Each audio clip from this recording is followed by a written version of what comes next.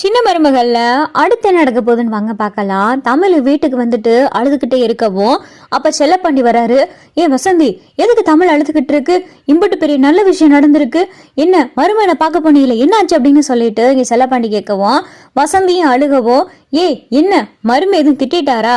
விடுத்தா, அவர் ஏதோ கோவத்துல இருக்காரு, நல்ல விஷயம் சொல்லியுமா திட்டுனாரு, விடு, நான் சம்மந்திக்காரவங்கிட்ட நான் அதை போய் சொல்றேன் அப்படின்னு சொல்லிட்டு செல்லப்பாண்டி சொல்லையில அப்பதான் பார்த்தா தமிழ் தேமி தேமி அழுகவும், ஆத்தா என்னத்தாச்சு, ஏன் இப்படி எழுதுகிட்டு இருக்கு அப்படின்னு சொல்லிட்டு செல்லப்பாண்டி கேட்கிறாரு.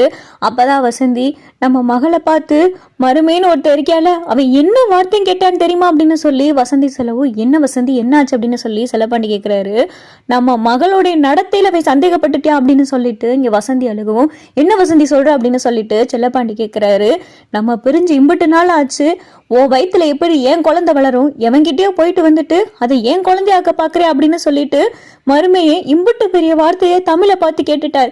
அதை தாங்க முடியாம தான் தமிழ் இப்படி அழுதுகிட்டு இருக்கா அப்படின்னு சொல்லி வசந்தி சொல்லவும், உண்மையா வசந்தி, உண்மையா இப்படியா என் மகளை பார்த்து அவன் கேட்டியா அப்படின்னு சொல்லிட்டு செல்லப்பாண்டி கேட்கவும், ஆமாங்க அப்படின்னு சொல்லிட்டு வசந்தி சொல்லவும், அவனை உண்டுல இல்லைன்னு பாக்குறேன், என்ன பெரிய பிள்ளை பத்தி வச்சிருக்கான், ராஜாங்க வீட்டுக்கு போய் இதுக்கு ஒரு நியாயம் கேட்கிற அப்படின்னு சொல்லிட்டு செல்லப்பாண்டி கிளம்பவும், ஐயோ வேணாங்க வேணாங்க அப்படின்னு சொல்லிட்டு வசந்தி சொல்லவும், தமிழும் பார்த்து அப்பா வேணான்னு சொல்லிக்கிட்டு இருக்கேல இங்க பார்த்தா செல்லப்பாண்டி விறுவிறுன்னு கிளம்பி ராஜாங்க வீட்டுக்கு போறாரு. வரையிலே பார்த்தா ஃபுல் போதையில வராரு.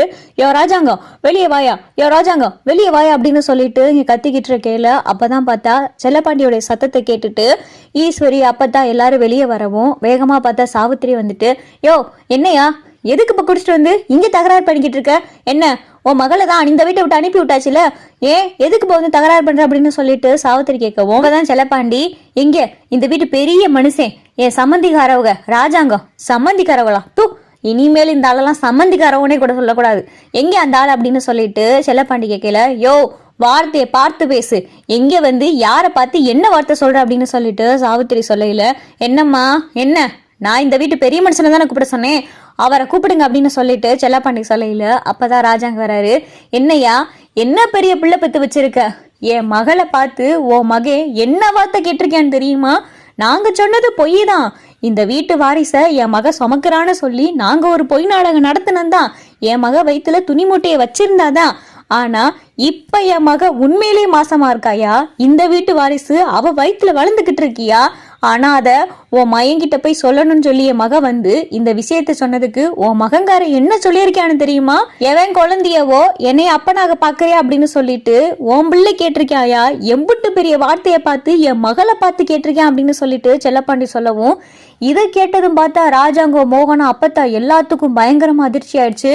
அப்பதான் அப்பத்தா இப்படி அவ செய்து கேட்டே அப்படின்னு சொல்லிட்டு அப்பத்தா சொல்லவும், ஆமாத்தா ஆமா இப்படியே தான் கேட்டிருக்கேன், என் பத்திரமாத்து தங்கம் என் மக தமிழ்ச்செல்வி அவளை பார்த்து இப்படி ஒரு வார்த்தையை ஓ மகனால எப்படியா கேட்க முடிஞ்சிச்சு, அவன் நாக்கு அழுகி போயிரியா அப்படின்னு சொல்லிட்டு செல்லப்பாண்டி கத்தி பேசவும் அப்பதான் சாவித்திரி, போதும் சும்மா நிறுத்தியா, கட்டுன புருஷன் எந்த பொண்டாட்டிய பார்த்து இப்படி கேட்பானாயா, அதுவும் ஏன் சேது எங்க சேது இப்படி கேட்பானா, அவன் கேட்டிருக்க மாட்டான், அப்படியே ஒருவேளை அவன் கேட்டிருந்தாலும் அது அவனுக்கு நியாயமா பட்டிருக்கும்யா, அதனாலதான் அவன் அப்படி கேட்டிருக்கான், அவன் அப்படி சொல்ற அளவுக்கு இவன் என்ன நடந்துகிட்டாலோ அப்படின்னு சொல்லிட்டு சாவித்திரி சொல்லவும் அப்பதான் செல்லப்பாண்டி, போதும் வார்த்தைய பார்த்து பேசு, கண்டந்துண்டமா வெட்டி அப்படின்னு சொல்லிட்டு செல்லப்பாண்டி பேசவும், என் வீட்டு வாசல்லே வந்து நின்று என்னையவே மிரட்டுறியா அப்படின்னு சொல்லிட்டு சாவித்திரி சொல்லவும் அப்பதான் ராஜாங்க, சன்னாசி முதல்ல அவரை போச்சொல்ல அப்படின்னு சொல்லிட்டு ராஜாங்க சொல்றாரு. வேகமா பார்த்தா சன்னாசியும் கருப்பு ஓடியாந்து, போங்க நீங்க முதல்ல இன்னும் தகராறு நீங்க பேச வேணாம், எதா இருந்தாலும் பார்த்து பேசிக்கலாம், பொறுமையா பேசிக்கலாம், நீங்க முதல்ல இருந்து கிளம்புங்க அப்படின்னு சொல்லிட்டு சன்னாசியும் கருப்பும் பார்த்தா செல்லப்பாண்டி அனுப்பி வச்சுறாங்க.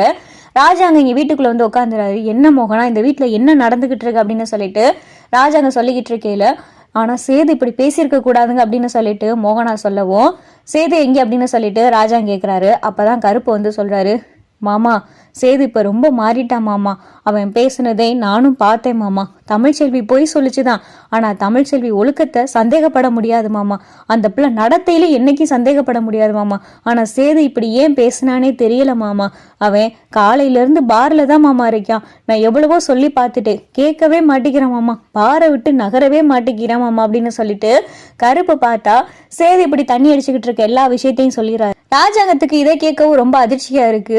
என்ன கருப்பு என்னதான் பண்றான் அப்படின்னு சொல்லிட்டு ராஜாங்கம் பார்த்தா சன்னாசி கிட்ட சொல்லி சேதுவை கூட்டிட்டு வர சொல்றாரு.